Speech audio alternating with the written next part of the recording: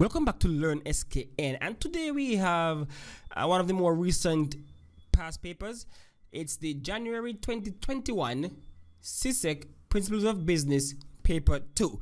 And so before I start this one, I must thank one of our community members for emailing this paper to me so that I can get it done here. All right, so thanks again to one of our community members for emailing this paper to me. Anybody have any more 2021 papers? Feel free to email them to learnskn@outlook.com. If you have any recent papers, MOB, economics, just email them to that email address. All right, so let's just dig right into this one. We're going to do question 1 today.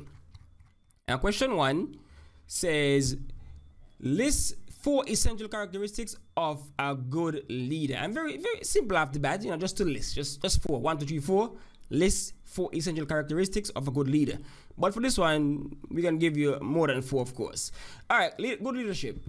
So for a good leader, you have to be able to think strategically and plan strategically, right? You have to be able to think strategically, plan strategically. You have to have creativity and imagination. You have to have creativity and imagination. You have to be decisive. When it comes on decision making, you have to be very decisive, or else things are going to fall apart. Of course, you have to be a hard worker, so hardworking and have perseverance. Because sometimes things not going your way, it don't make sense. Give up, you continue, you fight on. You have to be good with people, right? You have to be a people's person. Because for you to be an essential good leader, you can't be all mean and cranky and, talk down to people and stuff like that. Of course, leadership, you must be able to communicate well. So you need good communication skills, because you don't want to have anything lost in communication, lost in translation. Then how are your subordinates supposed to follow you if they don't understand what you're saying? They don't get what you're talking about. So good leadership skills. You have to be willing to learn. You can't just think that you know everything, you know it all, and that's that. You have to be willing to learn. Same way, you have to be able to listen. You have to be a good listener. You can't just go and just talk and let on the law as a leader. You have to be able to listen to the concerns of your subordinates, hear them out, and then you make decisions based on that. Of course, you have to have integrity. You have to be fair. Of course, you have to be honest, and all those other things, right? So these are characteristics of a good leader. But let's just jump into the textbook, because they outline in a nice paragraph here some other characteristics of a good leader. And they got somewhat of an epistle here, but we're going to read it. Okay, so good leaders set challenging but attainable goals or objectives and motivate others to achieve them. That's good leadership. They will act with honesty and make intelligent, informed decisions, and usually gain the respect of others. Good leaders are flexible. They may adapt to different styles of leadership as the situation requires. So one thing may be democratic, maybe authoritarian the next time, so forth, so forth.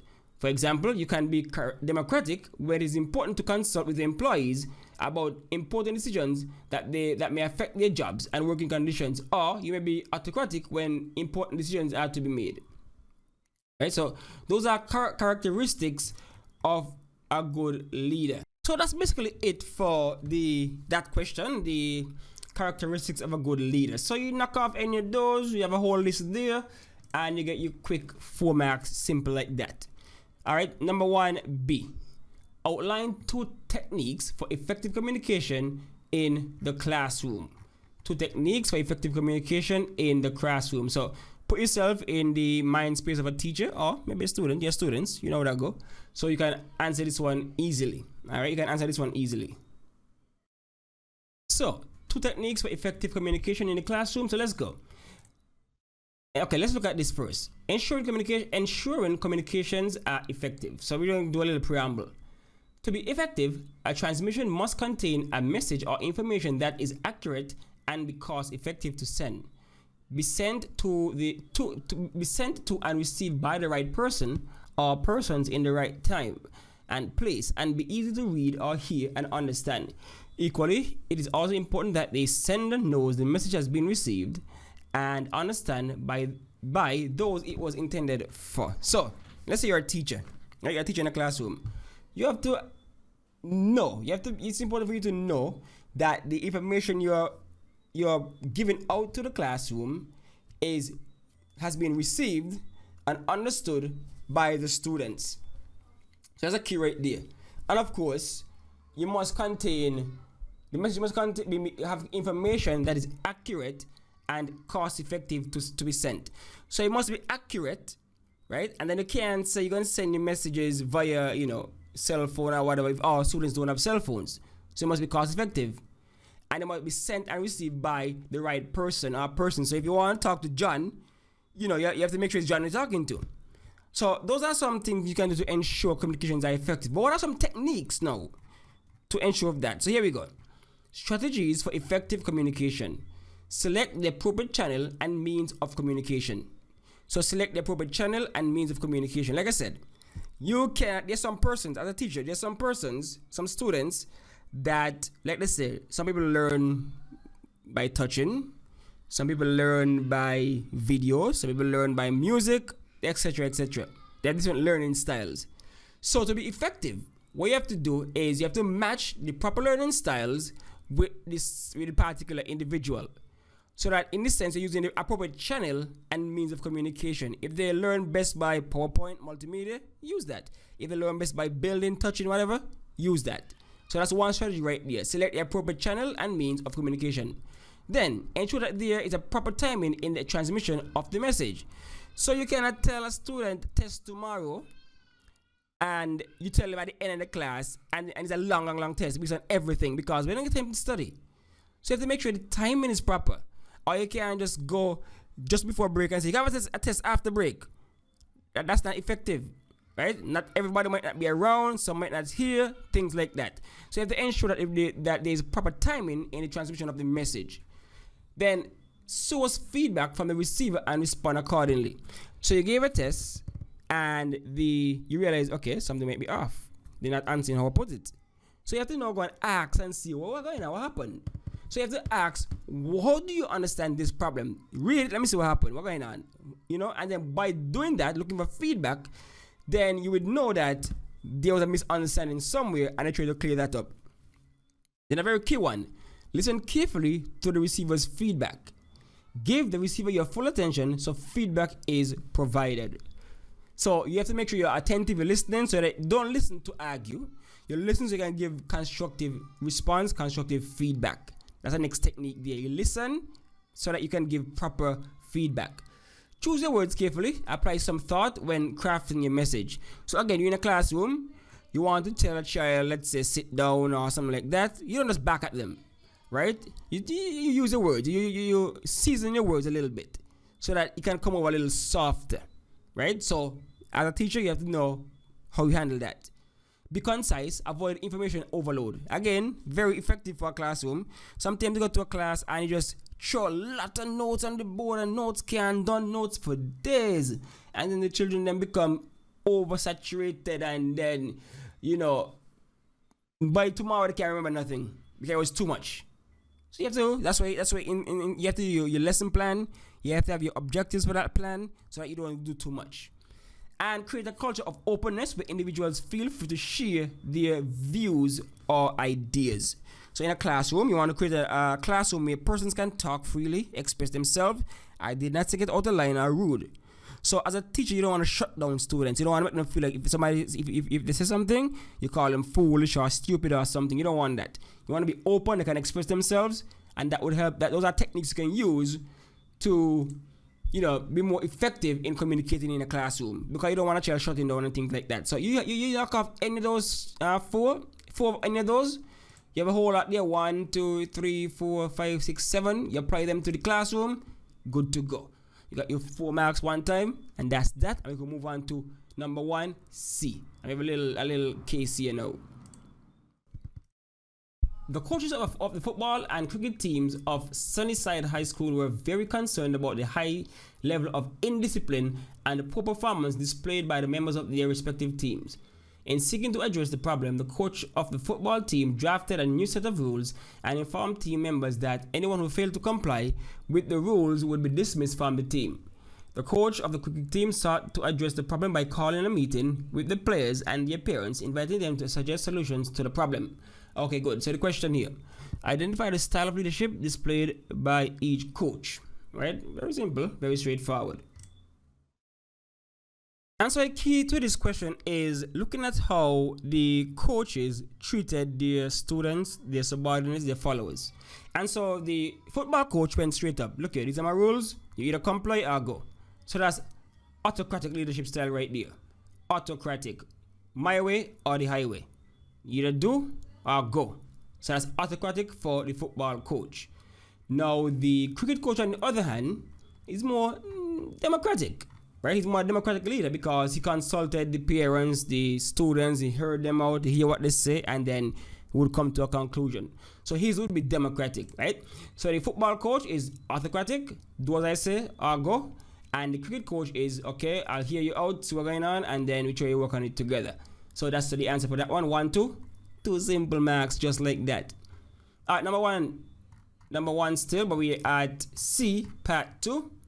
State 2 advantages and 2 disadvantages of each style of leadership identified in C above, right? 2 advantages. So 2 advantages of authoritarian, autocratic leadership, you have them right here. Decisions are made quickly as there is no consultation with the subordinates. That's 1. There is a clear chain of command. Employees, well, in this case, the students are not confused as to who they are to report to. So you ain't confused who is the boss. You know who the boss is, and that's just that. And so those are 2 advantages of the autocratic leadership style.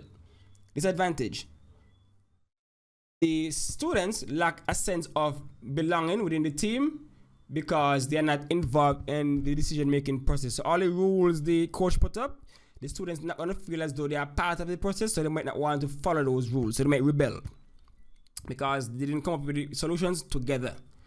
The students, the players, may become resentful towards the coach and may retaliate by not giving their best on the field.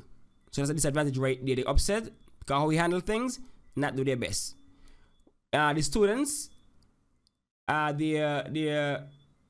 guess, how should I put it? In this case, it's a creativity and innovation may be stifled by the idea of not the ideas that are not sought by the leader. So in football, that's a good thing to apply to football, because in football they want to be creative on the pitch and things. Something they want to be creative on the pitch and things like that.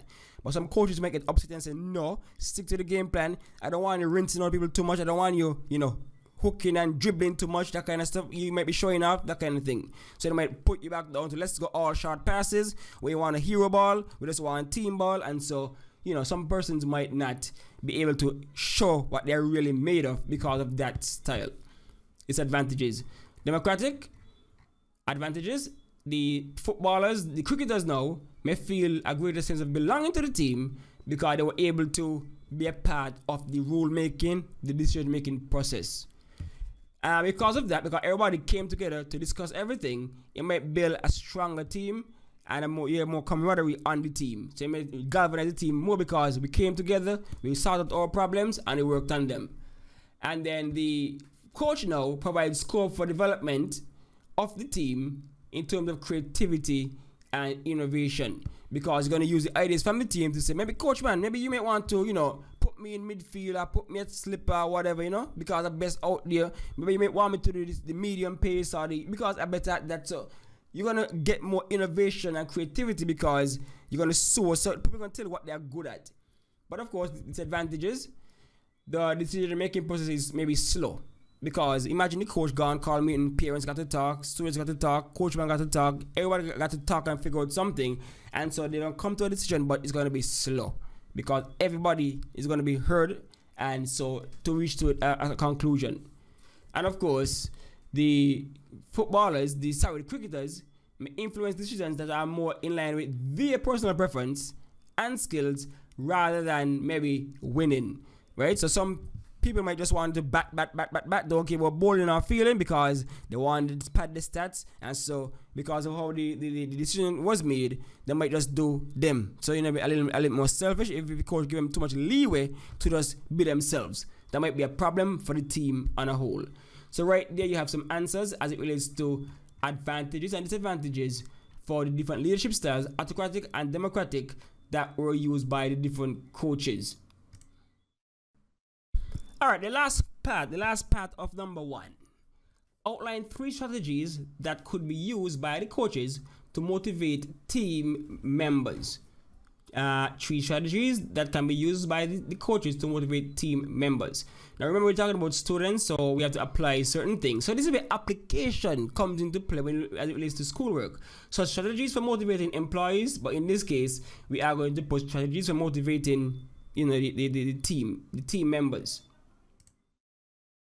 So I don't know how appropriate this might be. I don't know if it's, let's see.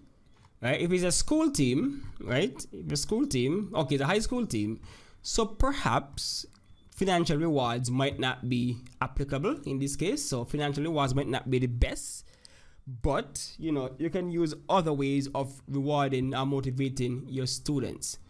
For example, bonuses, right? It doesn't have to be monetarily. For example, you can say that if we win the next match, we can all take some extra time off from practice. We can all go out to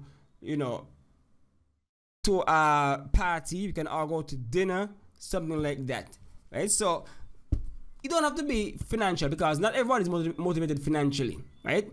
But if they want to pull together, put a pool, put some coins in the pool and say, anybody becomes man of the match, they get a little, a little extra stipend, a little extra money, a little allowance. That could work. You could put a pool, like parents may come up and say, okay, we're going to give this person a little financial reward for being MVP or something like that. But there are non-financial strategies that might be more applicable to the team, right? For example, let's say training. Now, what might happen is that you might use training as a way to incentivize the team. For example, if you might have 5 training sessions per week, then they say, okay, if we win the next game, we get this day off, this training day off. That's good. That's good for motivation right there, because maybe you might be tired or whatever. So get the day off, you're good to go. So you win the next championship, you win the next game, you get the next day off. And if you lose, there's a next way I'm motivating. If you lose, you have extra practice, extra training. Right? So those are ways to motivate them non-financially. So we're going to take this and apply it in a different way, right? The training aspect of it. Then opportunities for promotion. Simple. You have to encourage good behavior among your team. And so if you perform well, you do well in practice, then you're going to be captain for the week. Something like that. That could work. So you get the captain band because you performed well in training, perform well in the previous game, so you are able to be the captain, the vice captain for that day, that team, that match, whatever, because people are going to be motivated to work harder to be the captain. And if you work hard and be the captain all the time, that's good. Or if the coach say, okay, the captaincy's up for grabs, you motivate them just like that. They achieve something that they can be proud of. So a promotion opportunity. Of course, award or recognition, that goes without saying. The coach might say, he have game awards. You get a game ball. You become the MVP among the team. Things like that. So you give them awards. You recognize them among the peers. So you let the peers then boost them up. The man get a hat trick. You give the man applause. You give the man the game ball, something like that. So you can use awards or recognition to motivate your team. And then of course social activities. You win, we go out for dinner. You win, we go for ice cream. You win, we go movies, things like that. A chance to bond and stuff like that. So all those are ways that you can motivate your team without really using any financial means. But if financial means are an option, by all means, try it and see. But these are other ways to motivate your teammates without money. All right, so that's basically it for number 1 for the POB 2021, January 2021 paper 2, right? That's it. So next time we're gonna be looking at number 2. So the only how you know when the video for number 2 drops is by subscribing, hitting the bell, and of course sharing the video, right? All right, good. So that's it for now. Thanks for watching. Thanks for listening.